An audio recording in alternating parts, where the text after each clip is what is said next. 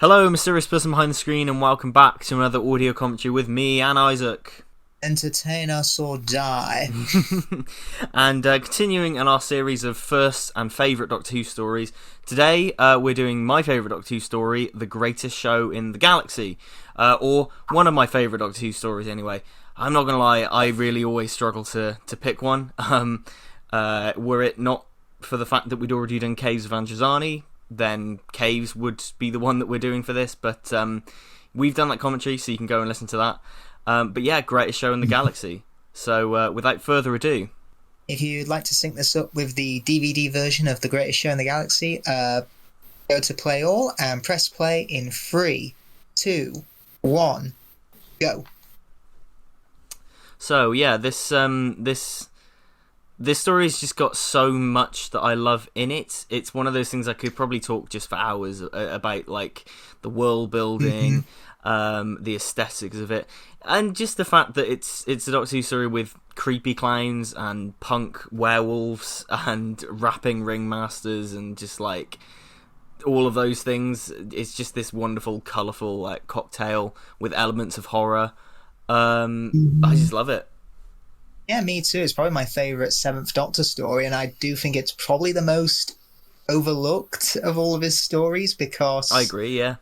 Particularly in this season, obviously Remembrance of the Daleks and Silver Nemesis have got old monsters in it. The Happiness Patrol has the distinction of having the Candyman in it. And this doesn't have any of those things. I mean, no one was suing them for copying Bertie Bassett, so... Yes, exactly. But, yeah, honestly, this is my favourite Seventh Doctor story, and it's criminal that fans don't view it in the same league as stories like Ghostlight or Curse of Fenric, because it deserves to be up there. I agree, and I think it's overtaken Remembrance recently for me as definitely my favourite McCoy story. It's so layered, the script. I think it's a fascinating script.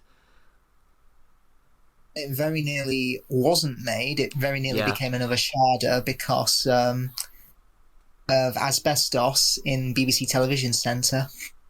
Yeah, honestly, if this hadn't been able to be completed, what a tragedy that would have been. Like, this is such a it's such a stroke of luck that they were able to complete the story. And actually, I think the limitations probably worked out in their favour, because the fact that they had to film it in a tent in a car park, essentially, if you really want to boil it down to basic elements.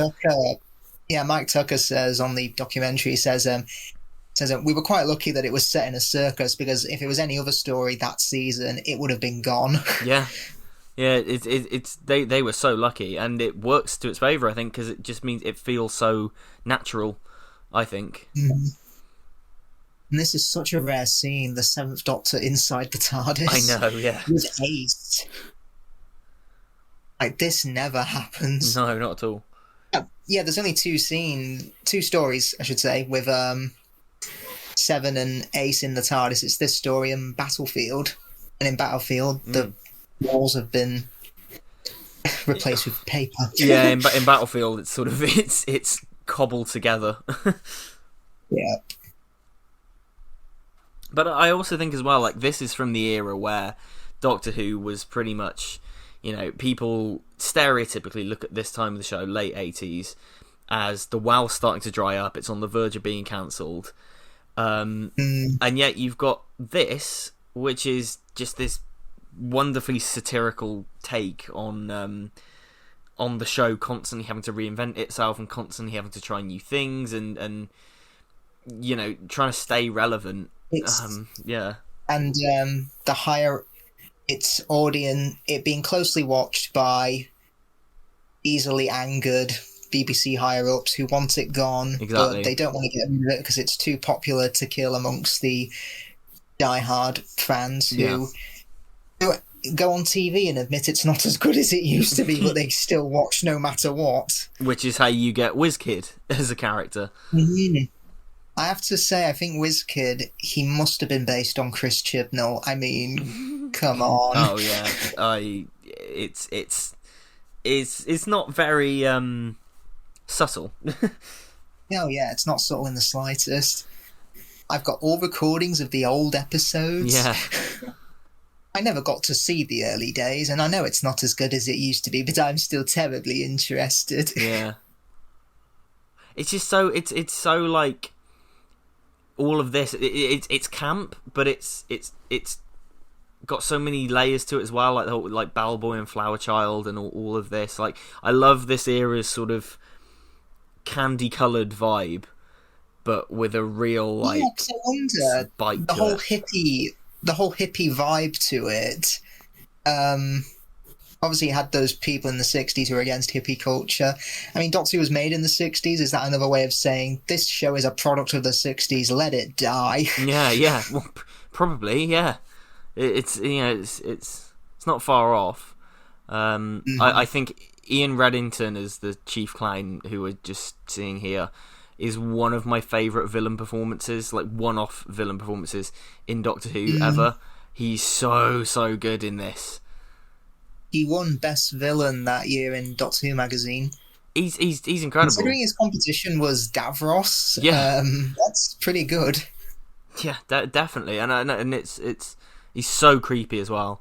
I think it's one of the classic Who stories that is still genuinely frightening in a lot of ways.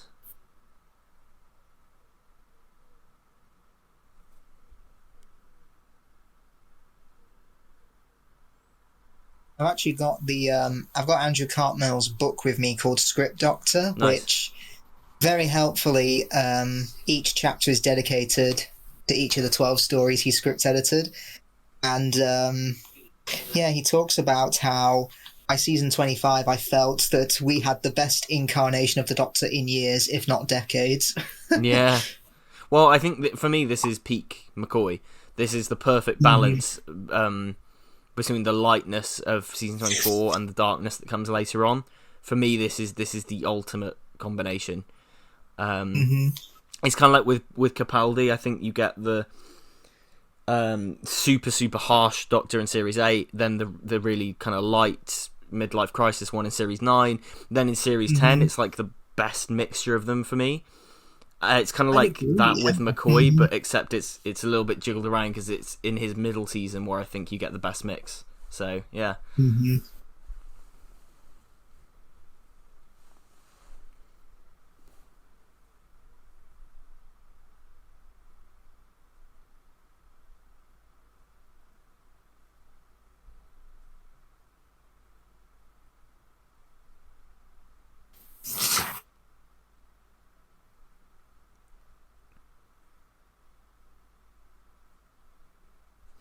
But there's also this great idea that runs throughout this whole story about the idea that something can be corrupted, like something so innocent like the circus or indeed Doctor Who can be corrupted by either people who take it too seriously or people who forget why they're making the things that they're making, which I think, I mean, if you listen to a interview with Sidney Newman in, I think it was just before season 24 came out, he said, he's embarrassed to be associated with Doctor Who, and one of his comments was, the people making it don't know why they're making it, they're just making it because they've been making it for 25 years and they just want to get to that round number.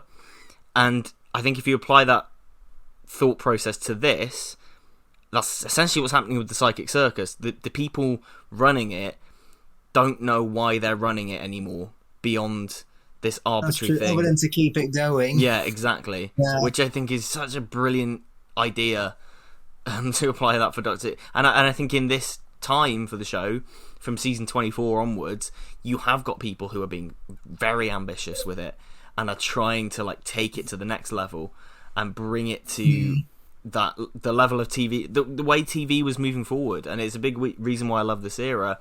And season 24, love it or hate it, aesthetically, it's what should have been done for Colin Baker, I think, in terms of just bringing the style of the show and bringing the pace of the show and the technical aspects of the show into the 90s essentially. Although it's late 80s, it feels so up to date from when season 24 comes out. It just like it's a stark contrast, I think. Yeah, because to take it into the 90s, you needed a youngish producer and showrunner who could give their fresh take on it, which is what we started to get. But obviously, they just decided not to carry it on anymore. And I've spoken to people who were around in 1989, and they said there was no like big end of the world feel like it was in 1985. It was just like, we're not doing it anymore. Just move on with your life. Happened. Yeah. There's no doctor in distress. No. It's always a double-edged sword, that, for me, because I'm always like, it's that fourth McCoy season. How good would it have been, you know? But also, if it hadn't have been taken off the air in '89, we wouldn't have got what came in 2005, and I probably wouldn't be into the show. So, and you know, all the great stuff that's come since it's come back wouldn't be a thing. So it's always a double-edged sword for me. But oh god, I would love to have seen what the show would become into the night. I'd love to just take a peek into that kind of alternate universe where it did go on, because I think it just all of the signs in these last 3 years, and I include season 24 in that as well, because it's the start of this new kind of energy taking shape into the show. It just points to something really exciting and innovative and new. And it is criminal that they never finished it. It is still my least favourite Classic Who season, but you know, having seen the behind the scenes stuff, I get they were working in near impossible conditions, because when JNT was pretty much, you know, manhandled into doing it, I think the only person he had still on board was Bonnie Langford as Mel. That's all he had. It's insane. It's so... And the fact that they were able to put a season together with like 4 months of pre-production, when in reality you have like 8 months of pre-production, something like that. Yeah. It's a miracle it got made at all. And not just like... It's not just a season of run-of-the-mill Doctor Who either. It's, you know, it's a season of Doctor Who where they go to Wales in the 50s, and they go to like an ice world, and you know, these big season 24 ideas. It's practically season 24 is just a holiday gone wrong. It really is for the most part. I really like Mel just want to have a good time, but it's just holidays going horribly wrong. Absolutely. And on my marathon, when I got to season 24, I found such a new appreciation for it. Just having, you know, when you watch it in order, it is such a breath of fresh air after season 23. It's like, and all the production problems with that. We spoke about it last time in Attack of the Cybermen, but the behind the scenes drama, like season 24 just feels so like finally free from the tension, and it just feels like just a fresh start. As campy and as ridiculous as it can be, it is, like I say, it's just the start of this new energy that the show just gets injected with. Definitely, yeah.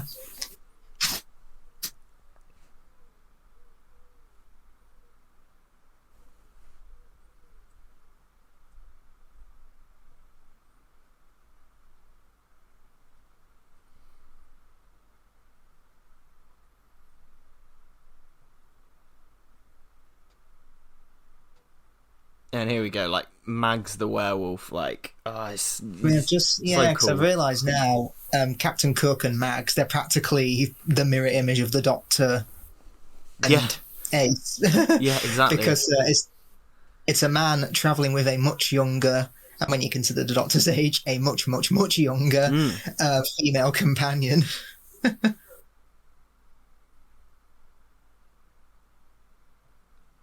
Yeah, I've met Jessica Martin, who plays Mag. She's really nice. Oh, I can imagine, yeah.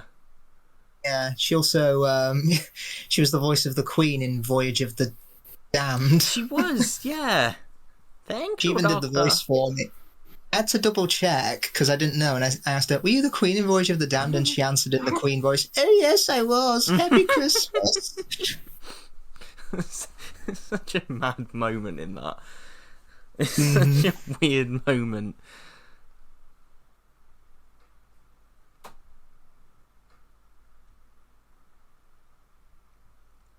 it's interesting, like paralleling the captain with the Doctor and how they treat their companions. So, you know, the captain definitely, like, he doesn't see Mags as a person, really. He sees her as a tool. And yeah, definitely. I think a less interesting story might perhaps explicitly go, oh, that's why he's different from the Doctor, because the Doctor actually cares about his companion. But what's funny is that you look at where Seven and Ace ended up going, and his manipulation of her, especially in season 26, it's kind of like it makes that comparison a little bit more grey, I think. Definitely, yeah. Yeah, because I've read At Childhood's End, and it does go into... For me, it gives the official reason why Ace left, because they mention she had a falling out with the Doctor. And it's something I do appreciate Power of the Doctor for referencing. I mean, they don't go into the full details of the story. They just say, oh, we had a bad falling out. And that's something I accept, because personally, I'm not a big fan of the theory that Ace becomes a Time Lord. No, I don't like that at all. Yeah. To be honest with you, any of the exits for Ace that like were proposed, I'm not hugely keen on. But I'm happy with the one we got in Power, and you know.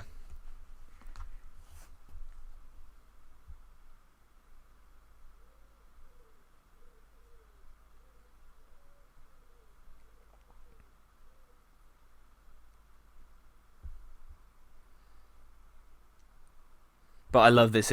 Just the imagery of this as well, like the clowns driving around in this hearse, in this empty desert. It's so like striking and potent, and I think it's like the most exciting imagery that Doctor Who had done for years up until this point. Like, it's just so unique and comic because they're in a pretty basic quarry, you know, something that Andrew Cartmill was against, because he thought, nah, it's just a stereotype that, oh, Doctor Who's set in a quarry. But I do think the way it's shot, they definitely make it look visually interesting and visually alien as well, because the water looks quite green. Yeah, that's true.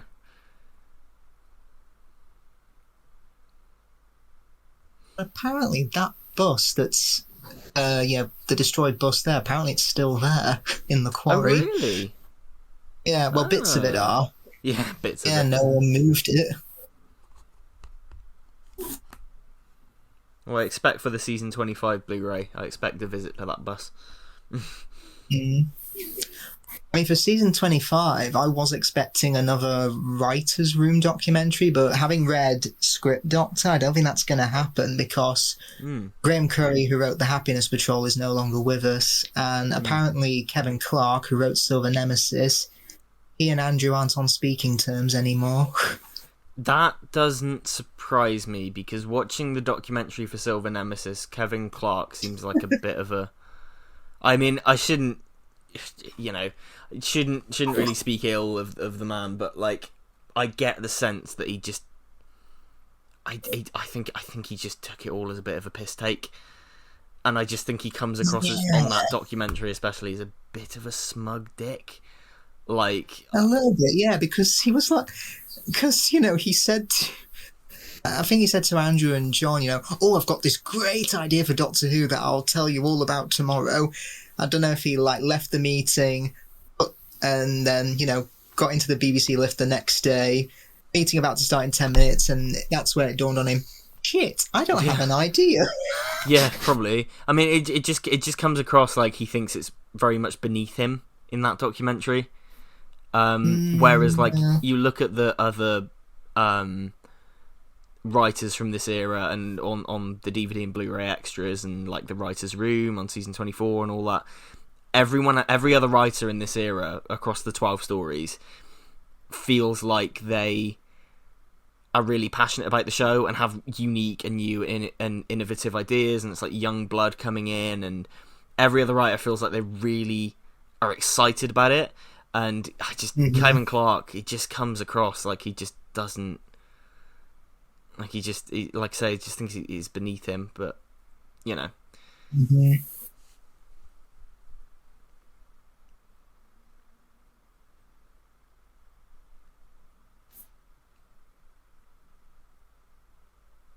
Yeah, because just reading Andrew's book now, he talks about where each of the writers are now. He says Kevin Clarke has been writing for the cream of British TV for dramas such as Wycliffe, Inspector Lynley, and The Last Detective. So, yeah, maybe he wanted to work on more what he views as hard-hitting dramas. I think that's probably it. I genuinely think that's probably the case. Like I said, I just think he's the outlier. He's almost the one person who thinks like the old guard did, the one person who thinks like the higher ups maybe, whereas everyone else is working on this is passionate and excited and new.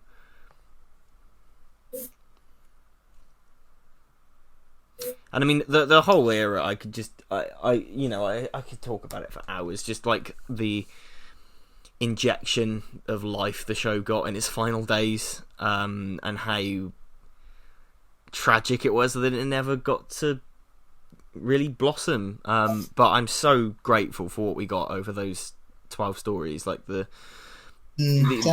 love this era so much. It's just I get excited every time I watch it because it just is infectiously fun and dynamic and engaging. It really is a preview of stuff that the modern series would do. Definitely, yeah. You know, it feels so modern. Mm-hmm. Well, didn't Russell T Davies submit a script?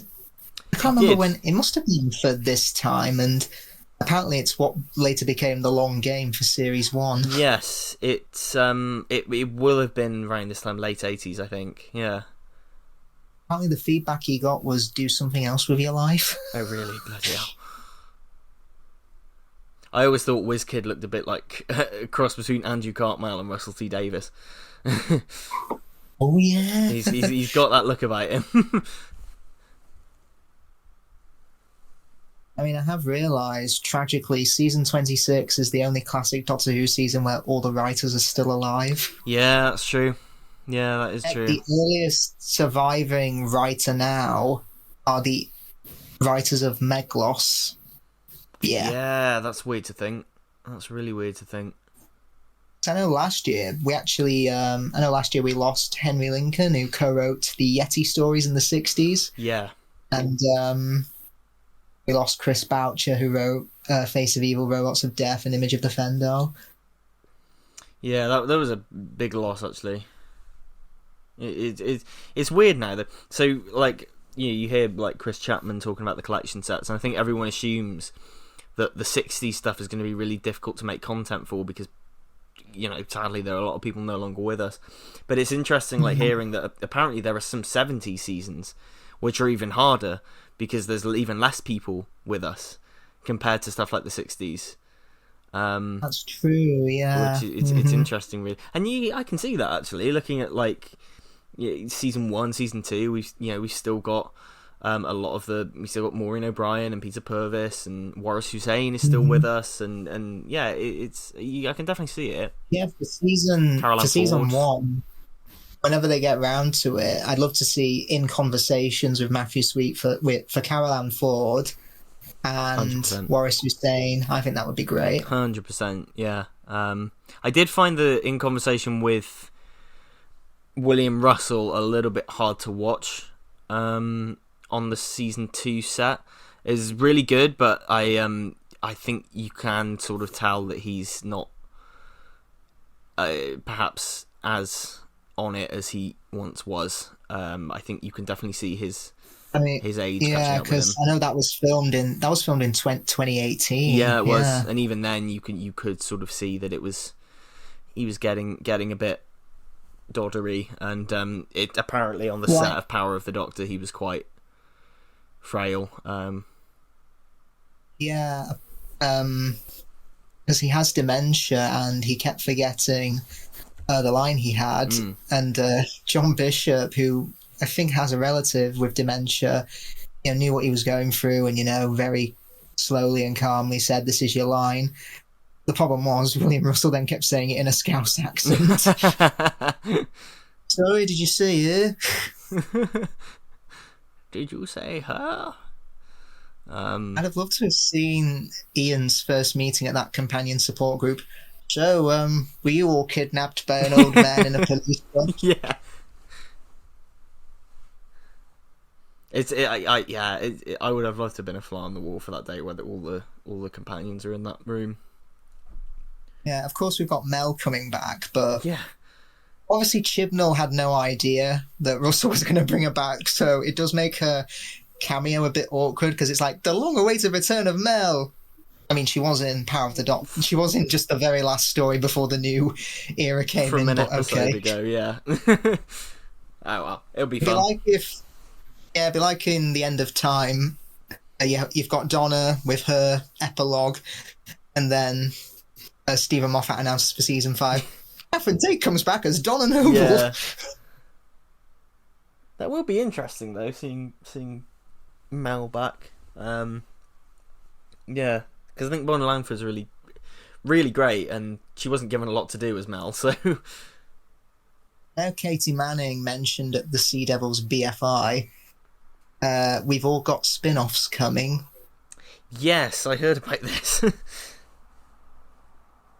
Yeah, and also I remember being at LFCC and went to a panel with Sylvester McCoy. The moderator very nicely said, feel free to take photos, but don't record anything because we all know what this guy can be like. That was funny. Well, I think that's interesting about the spin-off thing. It's funny because I think I almost try and keep my expectations realistic. I think the temptation is because it's got the Disney backing now. The temptation is to just say, "Oh yeah, we're going to get all sort. I want this spin-off, this spin-off, this spin-off." But there are a lot of possibilities, and I'd an anthology series, each focusing on one like old companion, could be really fun. And I know Big Finish dive into this with like what ifs with alternative timelines. Yeah. But I'd love to see those visually. Like, for example, one of their what ifs is, what if the Doctor in Genesis of the Daleks decided he had the right and committed genocide? Yeah, there you go. Just starting the Time War hundreds of years earlier. It could be really interesting. I mean, if Marvel can do What If on Disney Plus, why can't Doctor Who do it? I would like to see more animated stuff from Who. Like, as long as we're now getting Underwater Menace. Finally. Yes.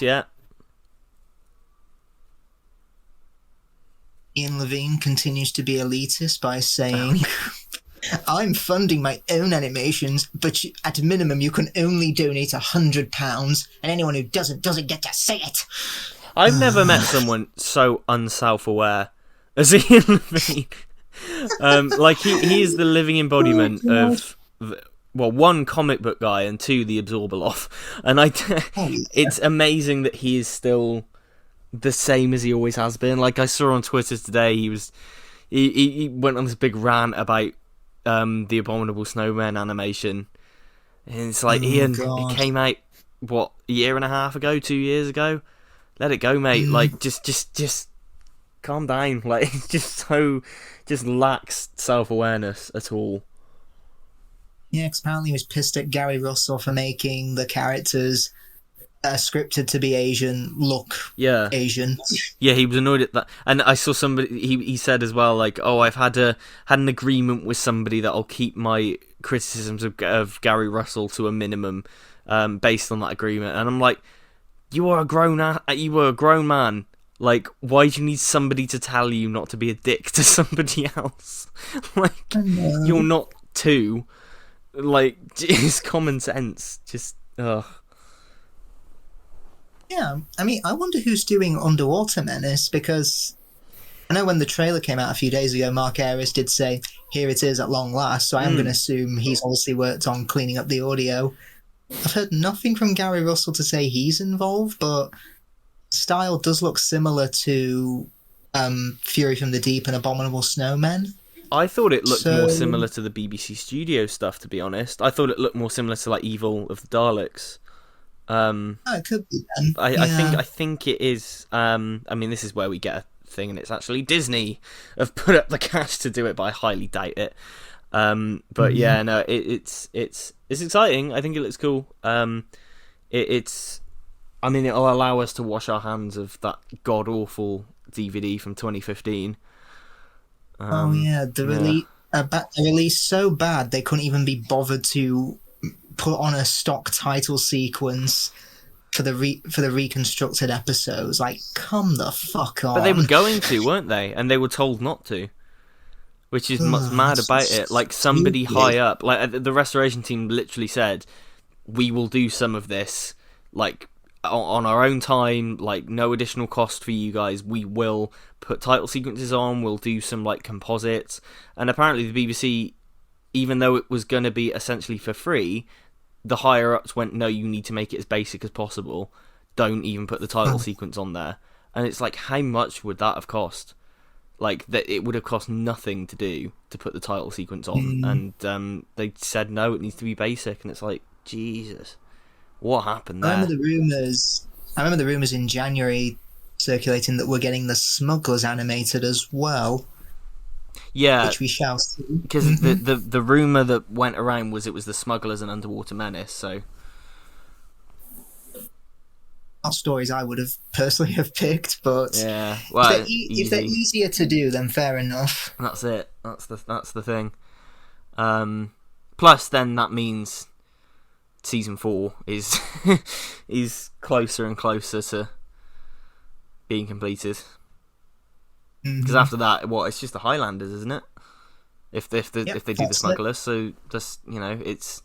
I guess it just gets them closer and closer to ticking another complete season off for a box set, but interestingly though, I did see, I can't remember who it was. This is going to really bug me. It was one of the restoration teams said, and it might have been Peter Crocker, said that there have been no new scans made of the surviving stuff for Underwater Menace. It's the same restoration as the DVD, obviously uncompressed, and it'll look better just because of the better encoding. But it's the same restoration. They've not done any more work to it. That will be saved for a box set, which I think is interesting. And I think, to be honest, fair enough, because if you want more incentive to buy it again when it comes to the box set, it's like, well, here you go. Here's a new restoration on those 2 episodes. So.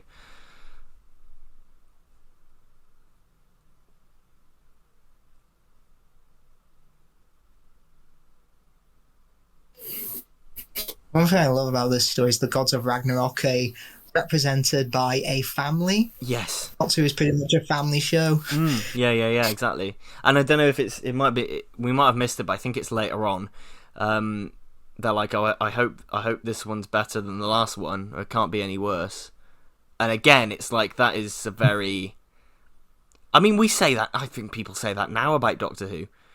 People say that when Chibnall was announced and Jodie came in. People are saying that now, when we're on the dawn of this new era. Like, oh, it can't be worse than the last one. It's just something that's always said. And again, true. It's such an interesting thing for this story to talk about.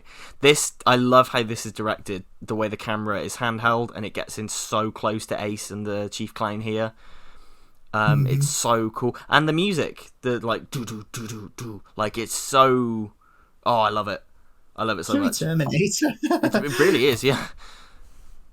But interestingly, of course, season 25 is actually out of order because Ace has Flower Child's earring on her jacket earlier in the season. She already has it in Silver Nemesis. True, yeah. This was meant to be second in transmission. But because they wanted Silver Nemesis to fall on November the 23rd, they had to completely reshuffle everything.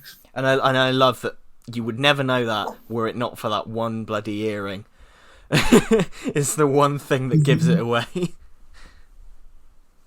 But to be fair, I think the structure of open and close with a 4-parter is the best way to do it. It just makes with what little we've got, a bit more special. Yeah, I agree with that. Because they feel like events that way. Yeah, because I know Rona Munro said about Survival, had I known my story was going to be the last Doctor Who story ever for a while, I definitely would have written something more fitting. Yeah. I mean, to be honest, I know Stephen Moffat joked at the Eaters of Light table read, saying, "I'm very worried about this story because the last time a Doctor Who episode was credited to Rona Munro, it went off the air for 16 years."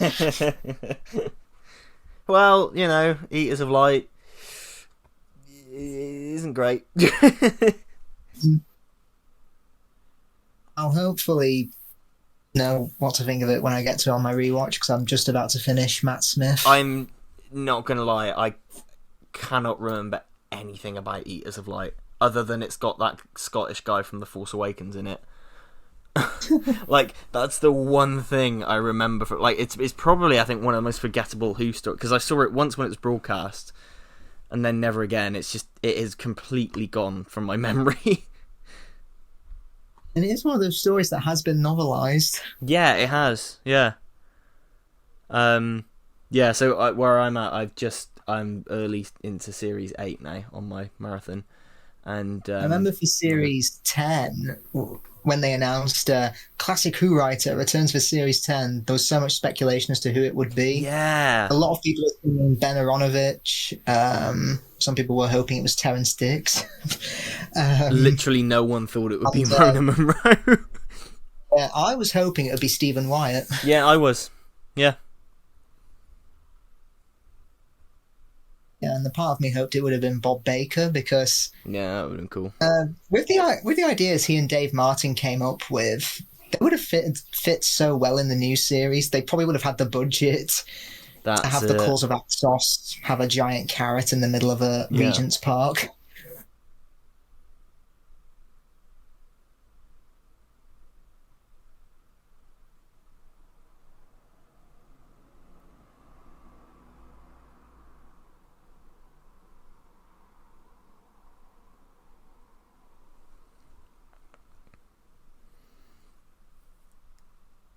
It's funny though, because I've spoken about it so many times before, but history really has sort of repeated itself a little bit with Doctor Who, because you've got season 20, anniversary year, big special that gets a lot of publicity, but the series that actually goes out that year isn't great, and series 7 is basically exactly the same. Yeah, it's basically exactly the same scenario. Like, I just finished it today, and I was like, there were episodes I liked, but I was like, Jesus, that was a struggle. It really was. So I finished it last week, and it's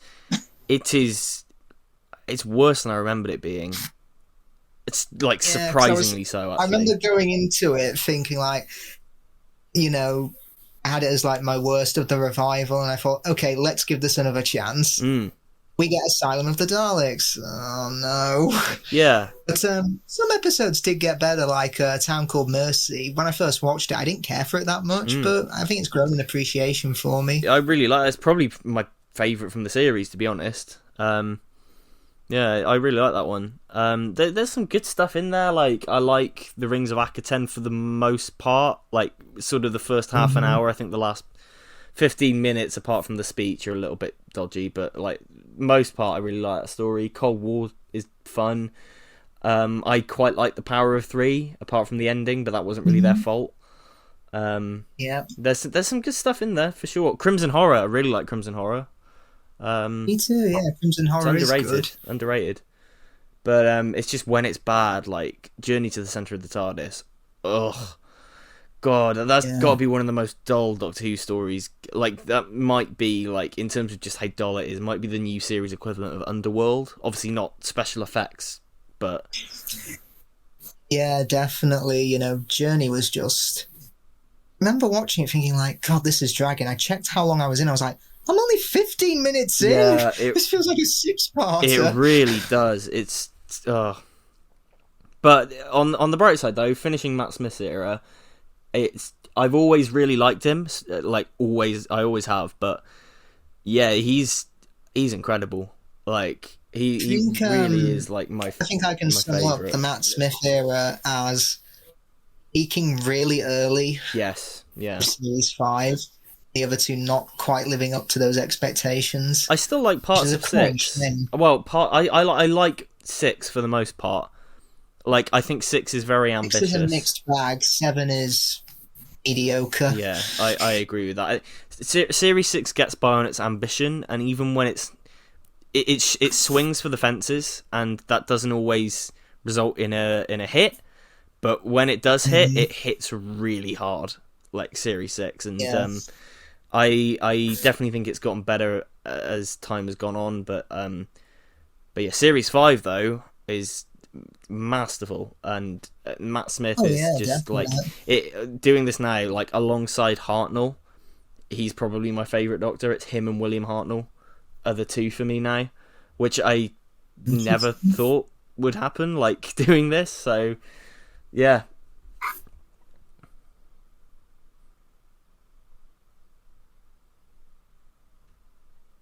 But yeah, this story, it does a great job here of being able to sell the scale of this circus while also being in a tent in a car park. Like, it's so impressive, actually. Like, it feels like a big space. They would have to pause unexpectedly because they'd hear cars going by or planes going over. Yeah, it really is a miracle that this thing exists. And I think it enables the direction to be a bit more inventive as well, because they're not, they're not restricted by the studio as much, or they don't have the safety net of a studio environment. So they're having to be a bit more creative, like here, all the handheld stuff and the low angle stuff and the high angles. It's the way it, like the focus, the rack focus and everything. It's very, very cool. And I don't know how much of that they would have been able to do in the studio environment.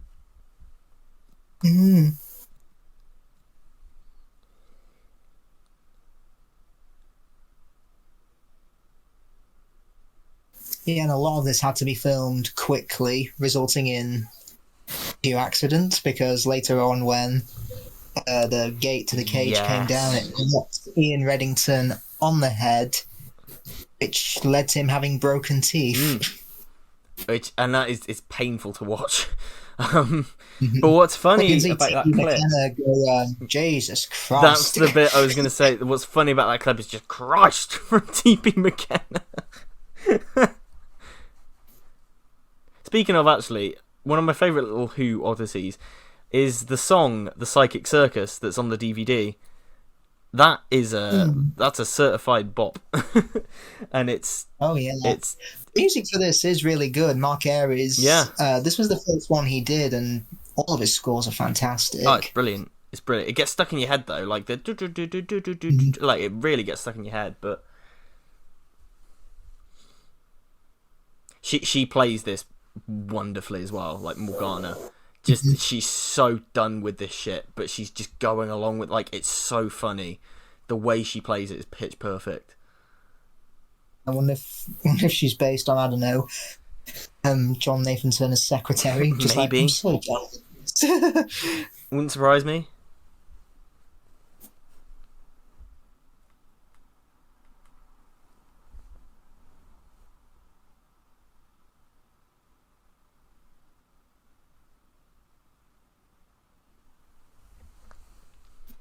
So I'm hoping we get an extended version of this for Blu-ray as well. Don't think it needs it, but there are deleted scenes on the DVD, and it would be fun to get this in an extended edit.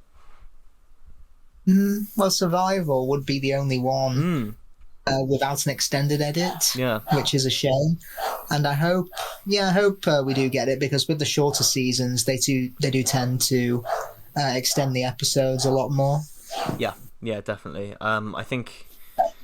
When I did when I went through this era, anytime that there was an extended one, I watched it, and I think it definitely added to the experience. Even I don't think any of the extended episodes in this era are essential. Like, it's not like, oh, you need to watch that version other than the broadcast edit. But it definitely was just like a bit more of the era and just a bit more of the aesthetic, and yeah. Say this, well, personally, I think the extended cut of Ghostlight did make it a lot more coherent. Very true. Yeah, that is true. Although Ghostlight, like, every viewing of that, I get closer and closer to just... Because I don't actually think the story is that complicated. I just think it's a lot. and it's a lot of disparate elements, and if you miss one line, you're kind of screwed. Yeah. But I think once it's like a key. Like when you get the key, you put it in the lock, and you turn the lock.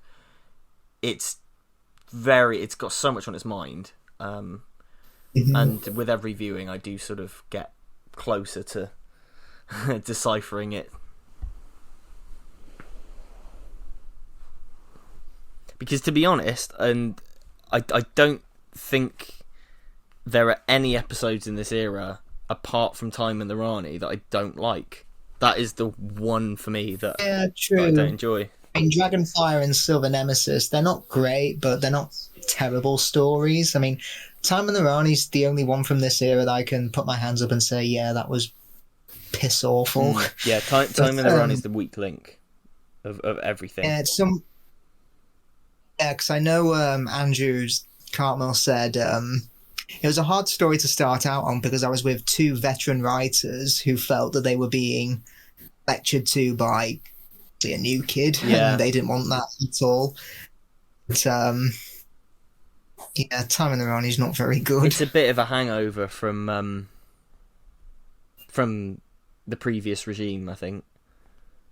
Mm-hmm.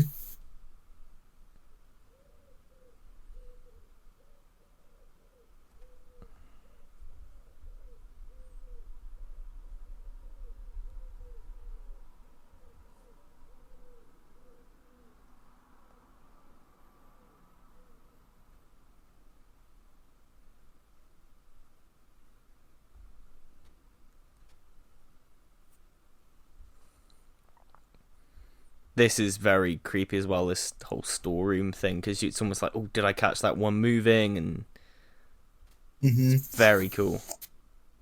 Reminds me a lot of the opening of Rose. Definitely, yeah. Andrew said he was keen to avoid like monsters that required heavy makeup and costumes because he knew limitations of the costume department, so he was determined to keep villains relatively humanoid, which is why he's pretty happy with Greatest Show in the Galaxy. Yeah, definitely. And a story like Survival, he says, on a script level, I'm really happy with it, but I just think the cheaters look way too cuddly. Yeah, I agree with that. It's a shame, really. The cheaters do sort of let it down. Mm-hmm.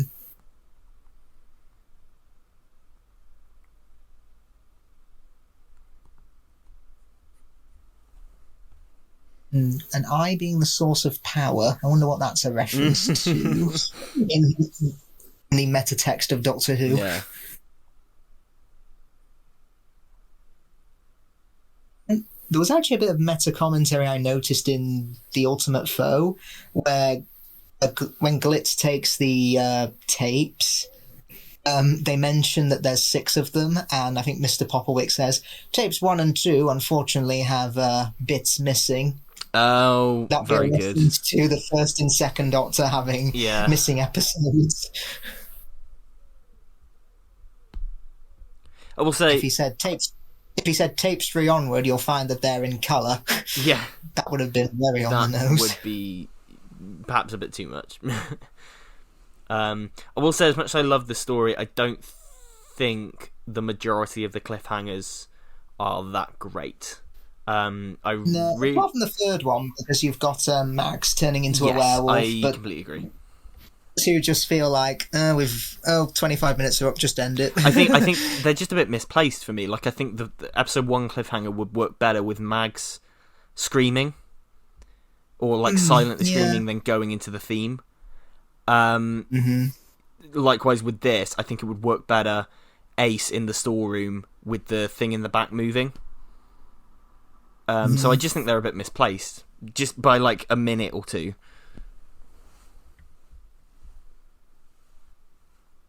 It's not stop, don't move. Very true.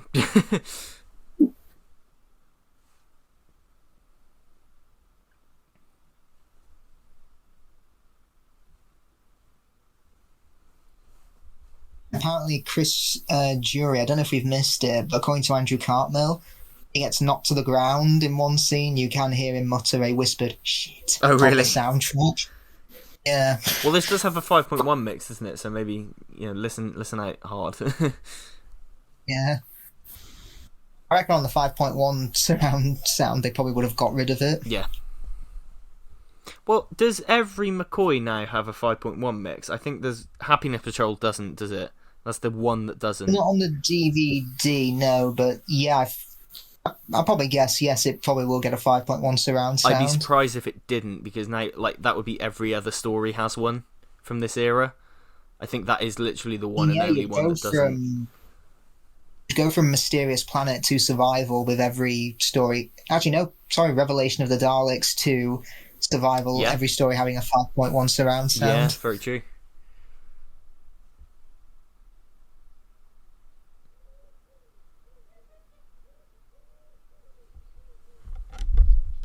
It's a shame that the thing being dropped into the eye doesn't look too great. It's yeah, it's what I call pixel art, pixel GI. Yes. A pixel generated image.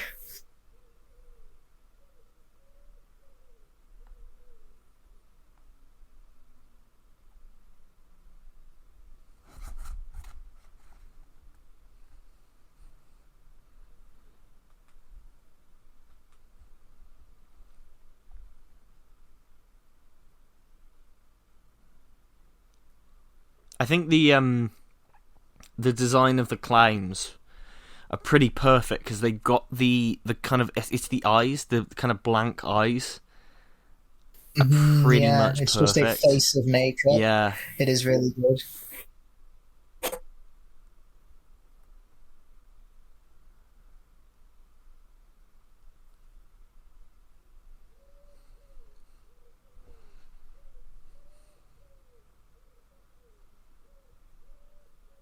In fact, Andrew Cartmel says when Mags turns into a werewolf, he says that's how the cheetah people should have looked in Survival, not like teddy bears. That's true, actually. The Mags werewolf makeup looks really good. Mm-hmm. Yeah, because just reading through Script Doctor, Andrew Cartmel, he does feel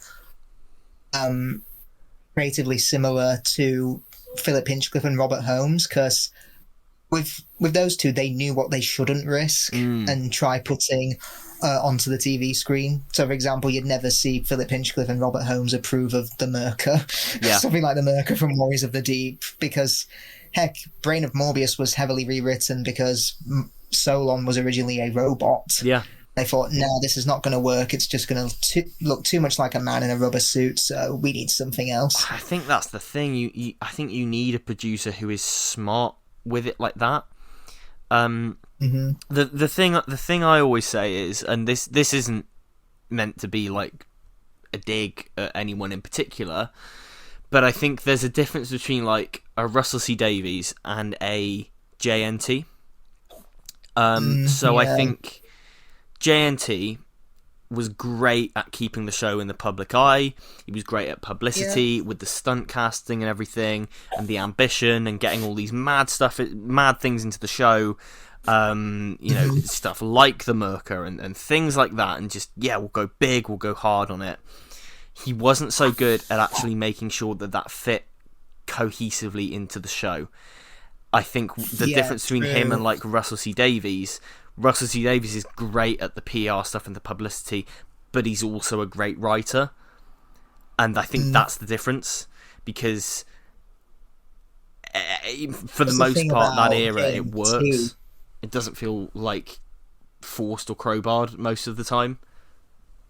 There's the thing about JNT, he hadn't come from the script department, he came from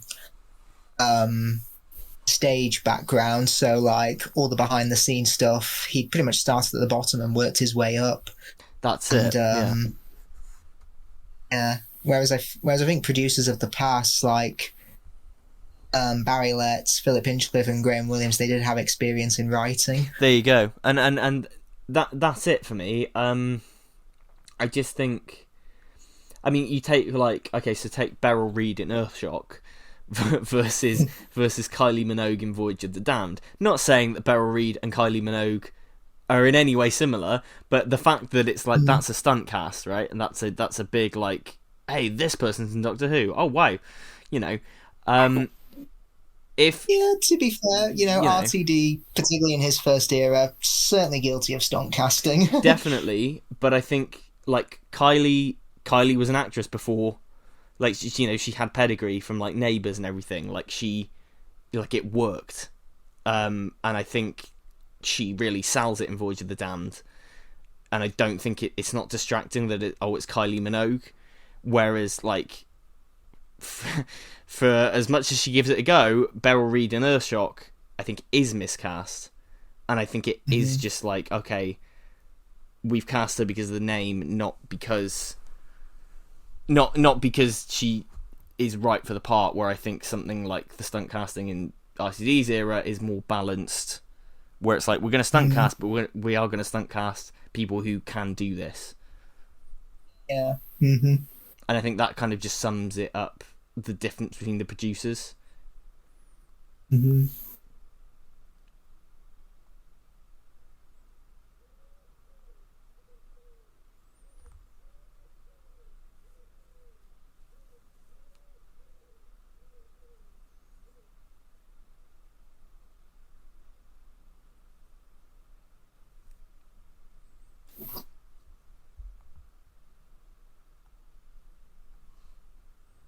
The lighting is so good here.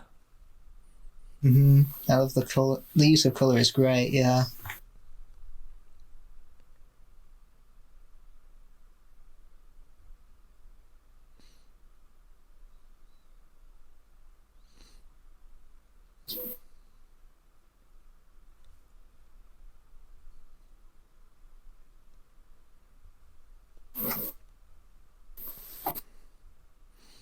Yeah, personally, I would have loved to have seen Stephen Wyatt write another story. Yeah, same. I would. I really like all of his scripts. Yeah, because I don't know what writers we're getting at RTD, but I do wonder, is he going to... I don't know if it's too soon to announce the writers, but I wonder if he's writing all the episodes of Series 14 himself. Yeah, we'll have to see what happens with that, because there's only 8 of them. So it's like... Yeah.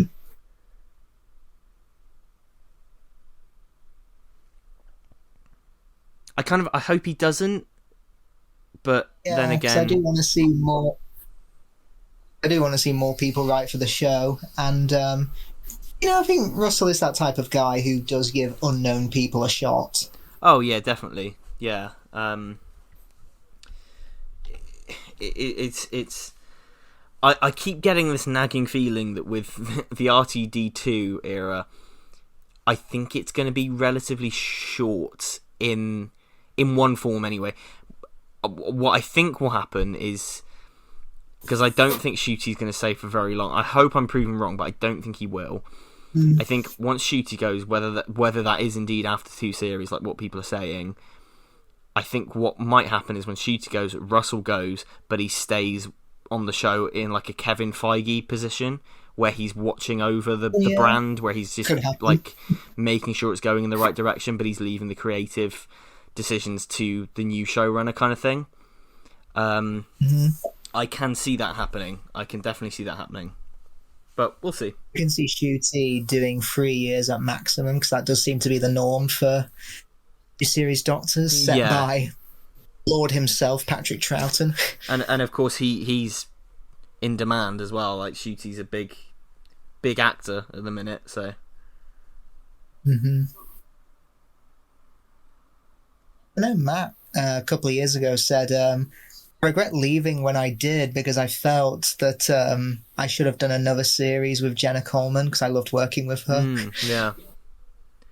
Yeah, I wish we'd have got that 4th Matt Smith series, just to wrap it all up properly. I like a lot of Time of the Doctor, specifically the fairy tale stuff of him protecting the town and everything. But the worst parts of it are when it is rushing to wrap everything up. My memories of it feels like a whole season arc shoved into one episode. It really does. I think for me, when it works so well that I can overlook it. Like, it's got enough great stuff in it, but it's like I say, it's at its worst when it's trying to wrap every single thing in the world up. Mm-hmm.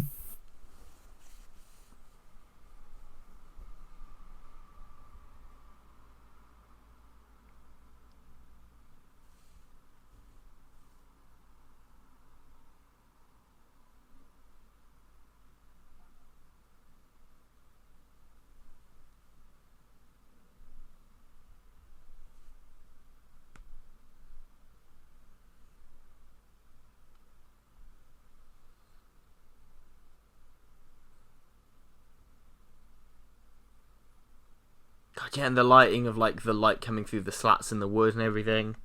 It's great. Mm-hmm. Alan Waring directed this one, and he went on to do Ghostlight and Survival. Really good director. Yeah, it works brilliantly.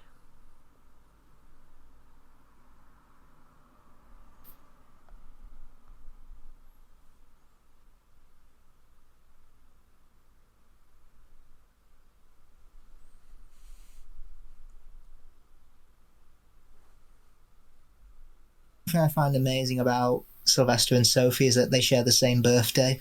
I know, yeah. Yeah, we all wish them happy birthday at Wales Comic Con on Saturday. Yeah. Well, here it is. I've got all sorts of souvenirs, copies of all the other. If you watch the documentary, check Lies and Videotapes, there's a fan who admitted I taped a CFAX information about the Seeds of Death coming to VHS. Oh, yeah. Yeah. I've got to say that Check Lies and Videotape is one of my favourite documentaries the DVD range ever did. Yeah, it's a great documentary. I'm just can't believe that Australian Doctor Who fans had the audacity to complain. All we get on repeat is Time Warrior to Talons of Weng Chiang. Oh, yeah. I'm so sad that you got the best years of Doctor Who ever on repeat. Wow. I am truly sympathetic to your cause.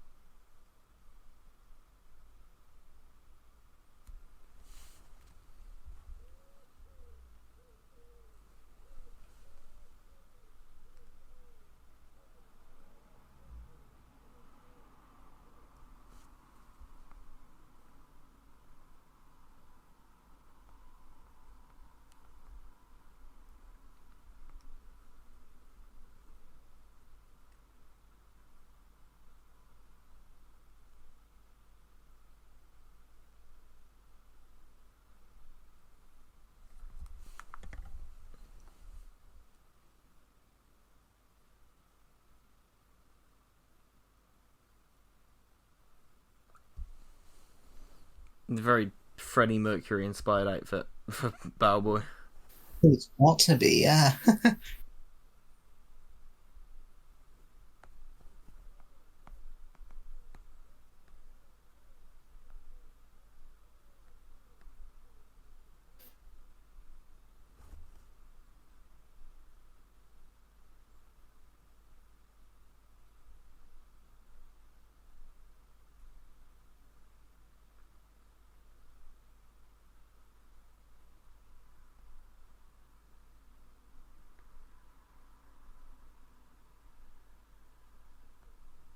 You mentioned Sidney Newman describing Doctor Who at this time as being made by people who don't know why they're making it. Because I know he was brought in to put forward ideas for where Doctor Who should go in 1987, and suggested either Patrick Troughton comes back as the Doctor or we get a woman Doctor. Yeah. Well, this is the thing. It's quite funny to see how bring back Patrick Troughton as the Doctor. Well, we now got David Tennant coming back as the Doctor as a new incarnation. You know. Yep. David Tennant, he really is the Patrick Troughton of the revival. Just keeps coming back. Really is, yeah. Yeah.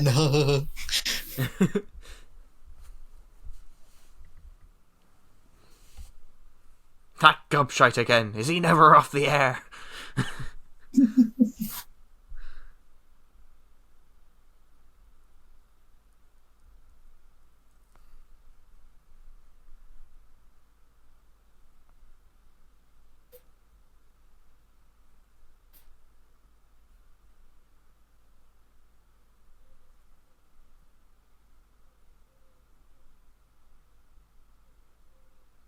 The main enemy here is the gods of Ragnarok that the Doctor claims to have fought throughout time. And yeah, you could argue it's Doctor Who fighting a never-impressed audience all the time. Yeah, literally. I mean, the gods of Ragnarok are an insane idea. They're very cool. Yeah, and they're really well designed. They look great. Oh, yeah, definitely. Mm-hmm.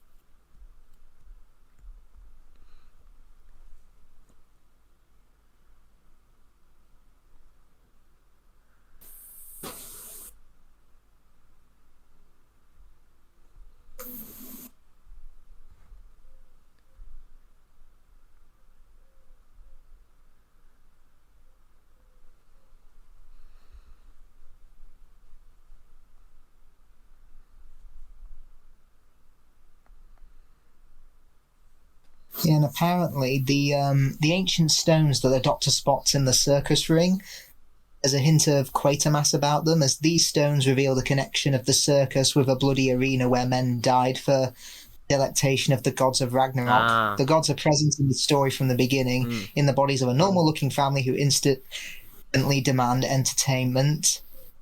Yeah. As they said, they echoed a bit of Terry Gilliam's Brazil about that as well. Yeah.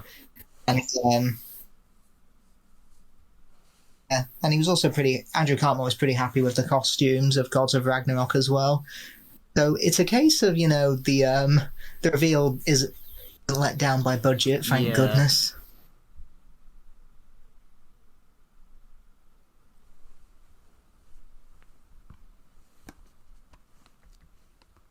Oh yeah, old decaying clowns costumes that are brought out of storage. Is that a reference to Doctor Who using the same monsters over and over again and just wheeling them out? Yeah. That's actually a good point. I never thought about that. I love that thing that the Chief Klein does, the hand thing. And when he does that, it's so good.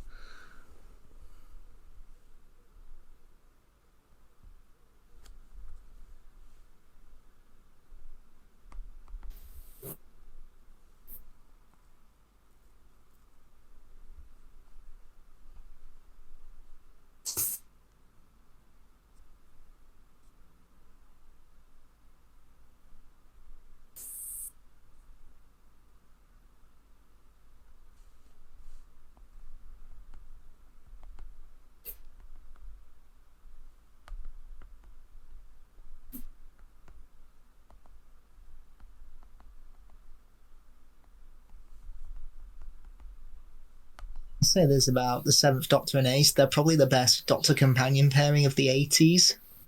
Oh, I would 100% agree with that. 100% agree. I mean, of all time, I think. It's so good. And just the relationship that develops and evolves and changes is just so well done. Yeah, definitely.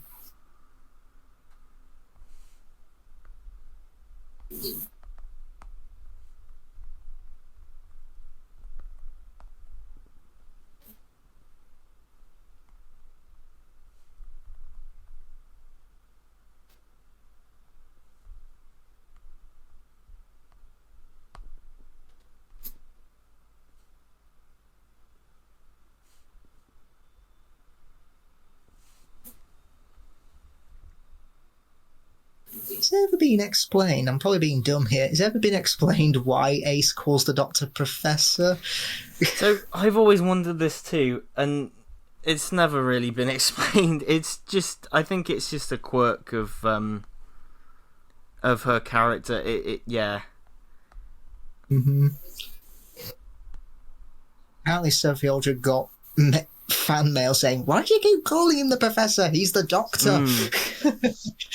Yeah, I mean, it's pretty much instant, isn't it? From Dragonfire. Is it a Wizard of Oz reference? Because Ace's real name is Dorothy, and she meets a professor who travels in a box, basically. Perhaps, because pretty much instantly she sort of calls him Professor in a sort of affectionate nickname. Like it's yeah. I think it's just a. Mm-hmm. Funny enough, in The Wizard of Oz, when you meet the real wizard, he actually does look a lot like William Hartnell. He really does. The first Doctor. Yeah, he really, really does.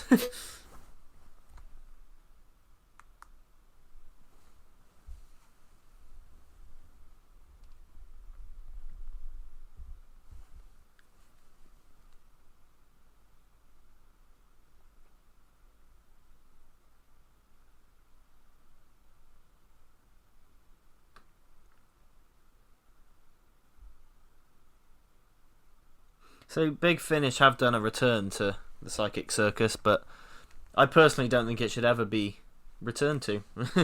I just think it acts nicely as it is. It's just these characters always like a Doctor return to it. No, I think the Seventh Doctor is in it. Alongside, unfortunately... The monk in it. Pardon? The meddling monk in it, or the Master? The Master's in it. Unfortunately, it's James Dreyfus. Yeah, that guy. Yeah, it's kind of tainted that release. But yeah, but Ian Reddington's in it as the Chief Clown. Oh, nice. Yeah. So it is like a proper sequel to it. I just don't think it ever really needs a sequel. Really, I just think it works pretty well, by itself as this wonderful little punk comic book tale. This cliffhanger is incredible. And I noticed the Doctor, Seventh Doctor in particular, does quite questionable things to Ace, like making her face her fears from her past, and her present and future. And Captain Cook is more or less doing the same thing to Mags, making her face her fear of becoming a werewolf. There really is. It really is pretty horrific as well. The way how close the camera gets into the snarling face is pretty. It's quite extreme, actually. And I like how they keep her, recognizable. They don't just put a wolf head on her because that would have looked way too silly. It would not be out of place in a horror flick, to be honest. Mm-hmm. You can only really count 3 times Doctor Who did, quote, werewolf story. You've got Inferno with the Primords, this, and Tooth and Claw, obviously. Yeah.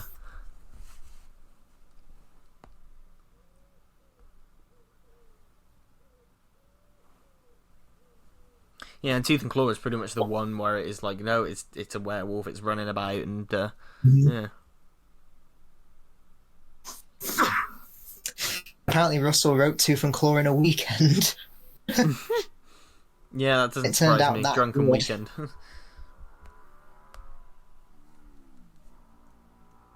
Pretty incredible for a late turnaround, though. Mm-hmm.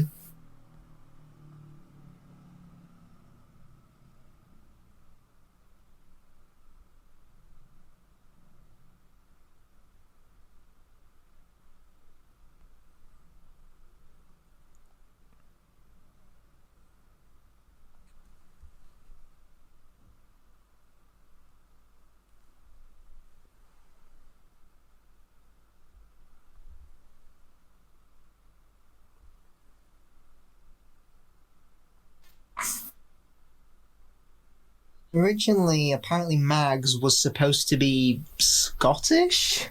Right. And But it was J&T who said to Stephen Wyatt, like, is it absolutely necessary she's Scottish? Because this could look and sound really silly.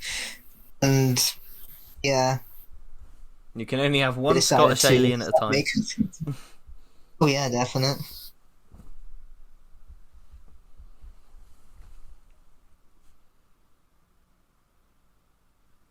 But yeah, like, not only is the cliffhanger pretty horrific, the resolution to it is pretty action-packed too. Like the running up and down the seats and everything.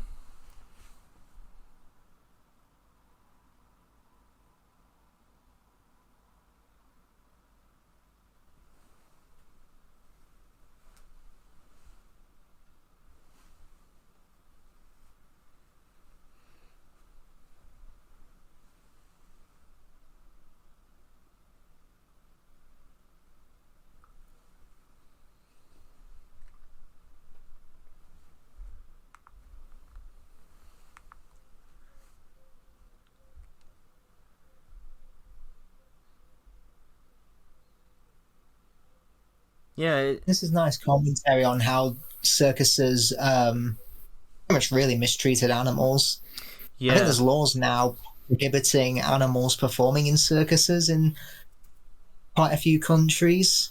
yeah. I think you're right.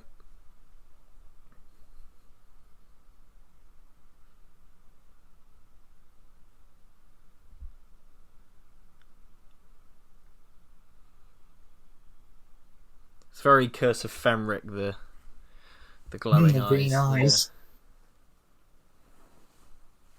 Also, the cheetah people have green eyes, don't they? I think so. Yeah, yeah.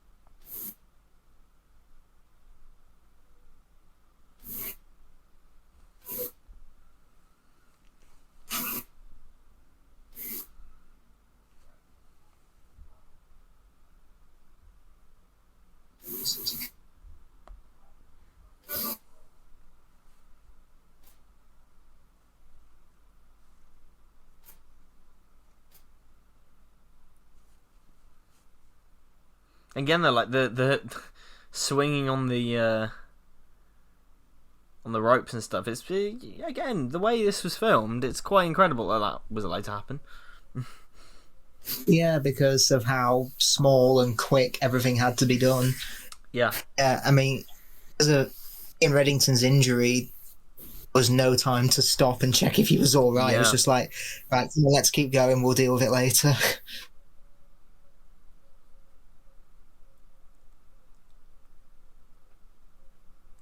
It was Alan Waring's first story he directed. I mean, I don't think it was overall, but in his career, and he's dealing with the fact that he's got no studio space.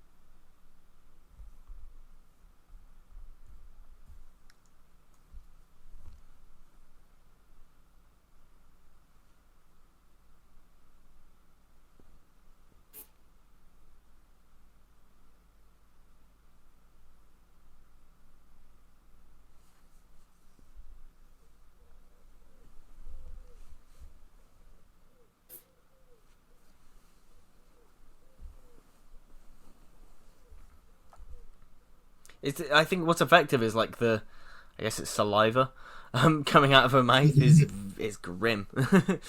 And the same, God, the way the lighting is used there with the spinning kind of blue, it's brilliant. It's so good.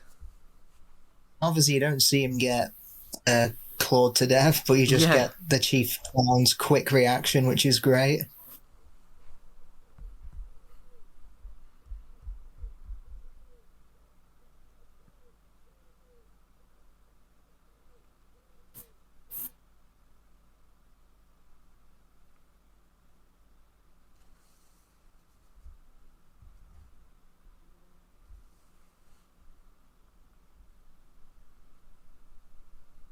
That's very much like the Kablam Man, isn't it? It's very the Kablam Man, yeah. uh, I mean, the opening scene in the TARDIS where they get the junk mail. Pete McTighe had to be watching this story to get the influence for that. 100%. I mean, to be honest, a lot of that era is influenced by like the 80s stuff, so. Definitely.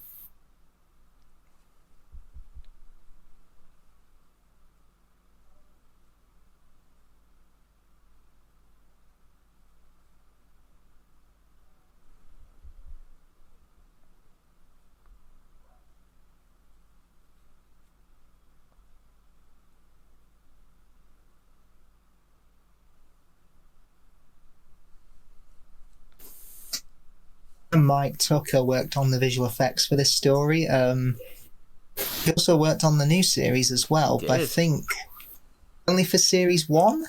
Yeah, and then I think some of his work was kind of reused and kind of repurposed for later on. Like Runaway, I think it's Runaway Bride uses a lot of stock footage of the underground base exploding from Rose. It does, yeah. I think it's Runaway Bride. It might be another. It's definitely it's a series 2 or 3 episode. It reuses that footage. Oh, it might be The Age of Steel when the factory explodes at the end. It might be that one. It, yeah. Yeah. Apparently, Mike Tucker and Russell T Davies, they were at the same school. Oh, really? Oh, that's fun. Yeah, they said they used to make their own videos, their own fan films, and apparently Russell was their doctor. Ah. Just. And if those films still exist, I'd love to see that. I really hope so. Just looking up, Mike Tucker apparently worked on Cold War, The Day of the Doctor and The Time of the Doctor, but uncredited. Oh, nice. And Thin Ice. There you go. That's interesting. I know that Cold War had the whole controversy with the original Ice Warrior puppet, which is in the Rings of Akaten. If you look in the background, the puppet that was meant. That's why they went CGI for when it's back in its outfit, back in its armor, but the helmet's down. Yeah. Well, that's one of those things, and because you can see what they were going for, and when it grabs people from above, you can see the original hands of the puppet, and like I say, the puppet is in the Rings of Akaten, and it's also in He Said, She Said, the short film that they did. So yeah.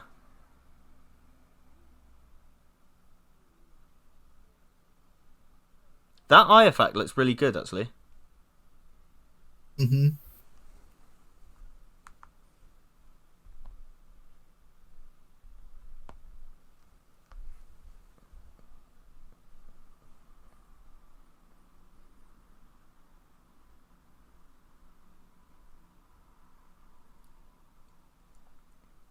Bit of the old 80s filters here.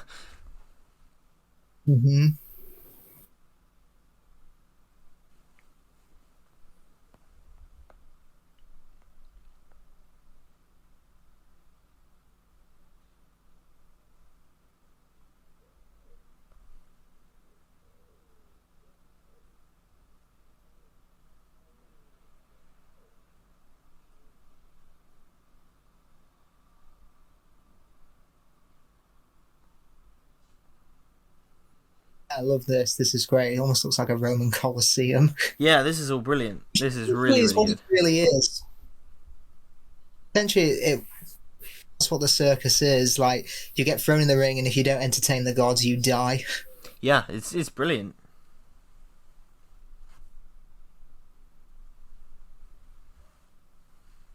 When I first heard the title for Ragnarok, I thought, oh, the gods of Ragnarok. Yes, yeah.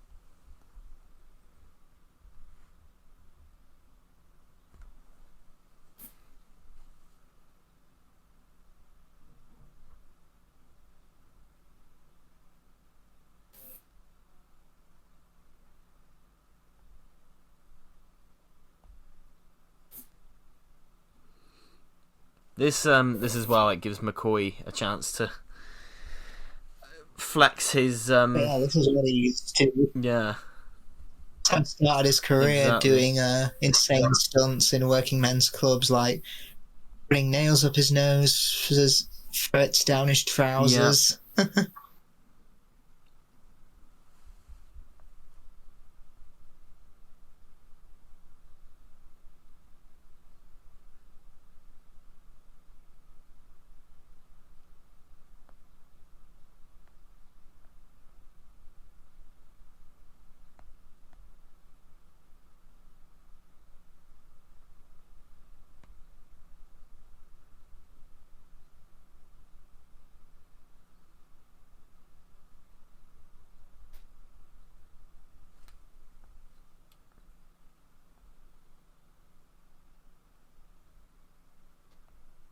And the interesting thing about season 25 is that it did get, actually, I think it's this episode, it did get the highest ratings for a McCoy story. Yeah. 6.6 million. Which is still quite low, sadly. Yeah, for those days, yeah. Mm. But, so I remember my friend Adam Martin, he's done like the history of Doctor Who viewing figures, and I know he calculated the average for the whole of the 26 classic year run, and it comes to about just over 7 million. Yeah, it's interesting. That's the average, just over 7 million. Be happy to have that these days. Mm-hmm.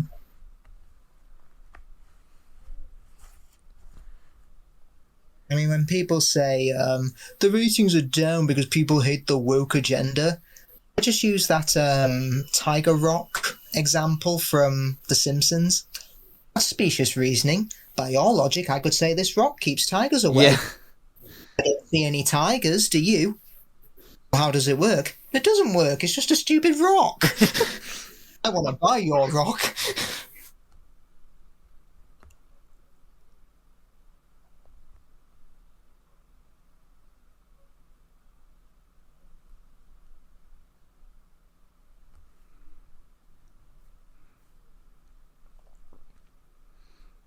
Again, all this stuff on location is brilliant. I love it so much. It's so good.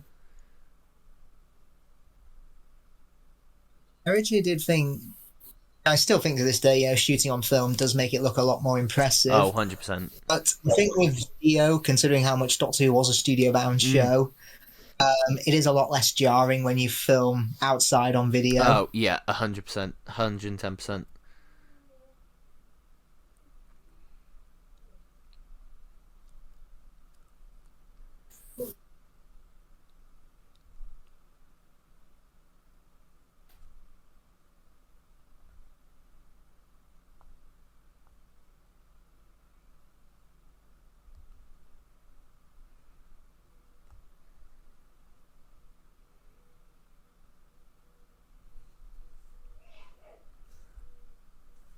And McCoy is loving doing all this, the magic and stuff.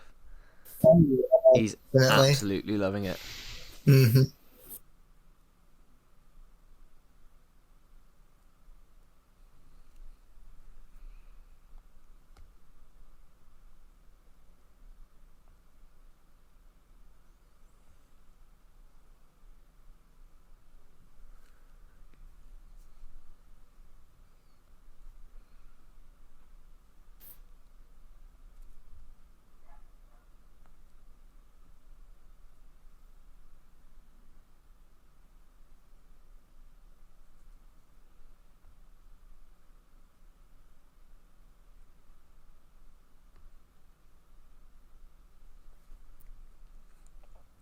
And it's amazing as well. Like, it's such a sparse location, and there's not a lot of like flashy stuff going on there, but it makes the most out of it, and it manages really to keep the pace up so well on all of this. It's very pacey. And as you said, it would have been a tragedy if this wasn't. This became another Shard. I think it would have been one of the great tragedies of Doctor Who, personally. Because JNT worked on the original Sharda, so when he's hearing of, no studio blocks available, he's probably thinking, oh, not again. Exactly, yeah.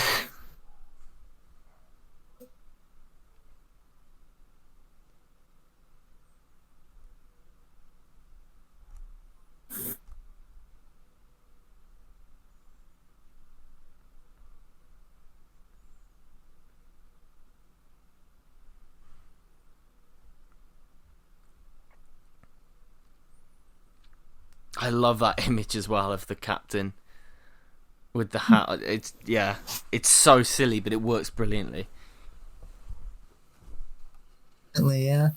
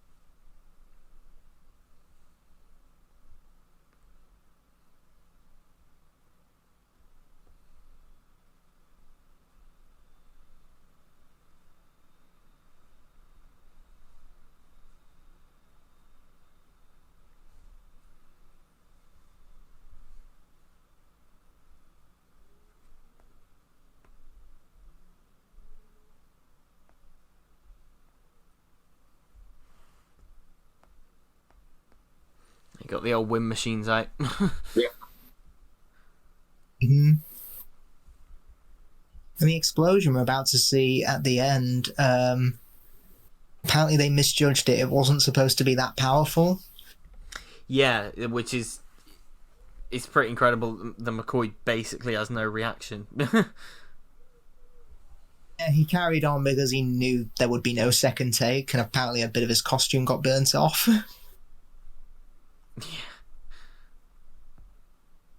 But it's one of the coolest moments in Doctor Who, I think. And then in the next story, Sophie Aldred nearly drowns. Yeah, it's interesting.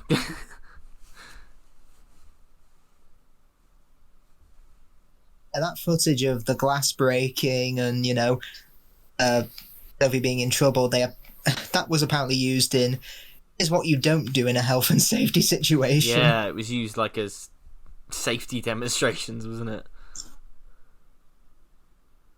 I can see why. It is mad that the fact that incident got like a 10-minute feature out about it as well, like solely to itself.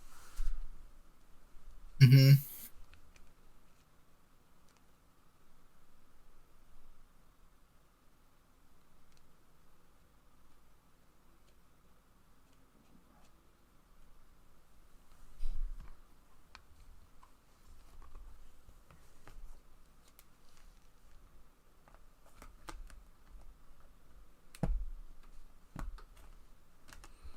Again, this could do the CGI update. Yeah, the things being chucked in and everything. Yeah. It's a very new series, though. The chucking that thing to the Doctor, and then it's.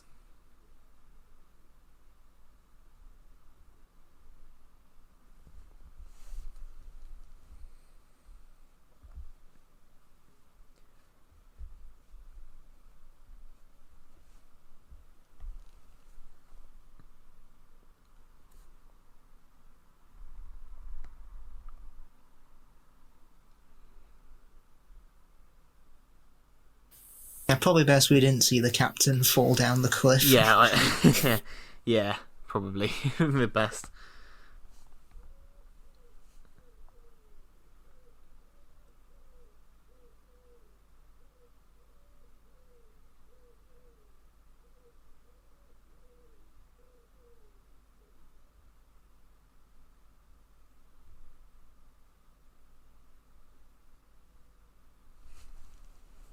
don't know if we've mentioned it, but I think for a while this had the distinction of having the longest title in Doctor Who history, the greatest show in the galaxy. Yeah, yes, because it's very tiny on the spine of the DVD.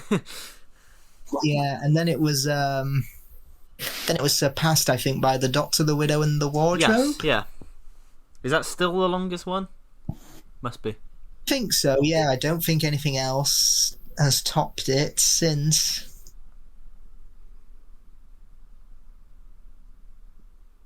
The shortest has got to be something like Rose or Rosa. Yes, yeah. Yeah, probably. Maybe 42. Oh yeah, 42, that would be the shortest. Yeah, there's just a little flinch on McCoy's face, and then that's it. Yep.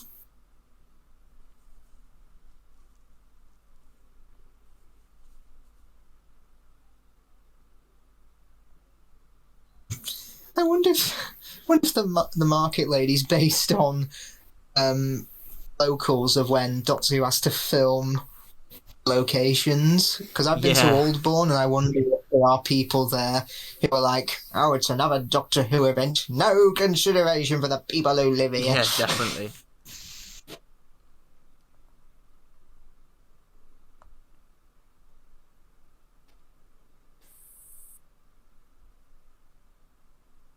Yeah, they do leave it a bit open for a sequel, they start their own circus. Yeah, you could do stuff with them, but I'm pretty happy with this. Mm-hmm.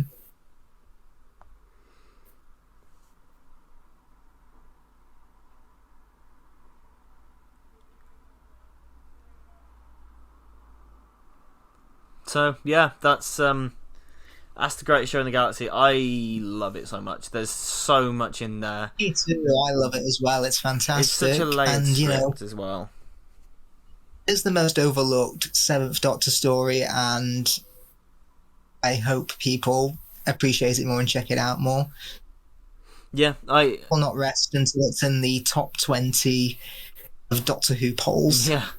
No, honestly, I think it really is like. I don't know if there's a credit from Magic Consultant, which is interesting. Yeah, it's so layered. The script is wonderful. The production's pretty incredible, given what they had to face. The acting's incredible. It's the tone of it and the content of it just ticks so many of my personal boxes for a Doctor Who story as well. I just love everything about it. I think it's so good. So, everyone, like this, you should read the book. If you like this, you should read the book, exactly. And I have the book, actually. Me too, I read it this year. Yeah. So, well, everyone, hope you enjoyed the commentary. That was the greatest show in the galaxy. What are we going to be doing next time? Next time, the category is moving into first stories, so the stories that we watched that got us into Doctor Who, and we'll be going few years forward into the revival with Rise of the Cybermen and the Age of Steel, my first Doctor Who story. Yes, indeed. And although it wasn't my first, it was one of my first. So there's a big amount of nostalgia there for me as well. So yeah, looking forward to Rise of the Cybermen next time. In the meantime, you can follow myself and Isaac on Instagram and X or Twitter and all kinds of places. Go and subscribe to Isaac's channel. And yeah, we'll see you next time, guys. Bye. Bye-bye.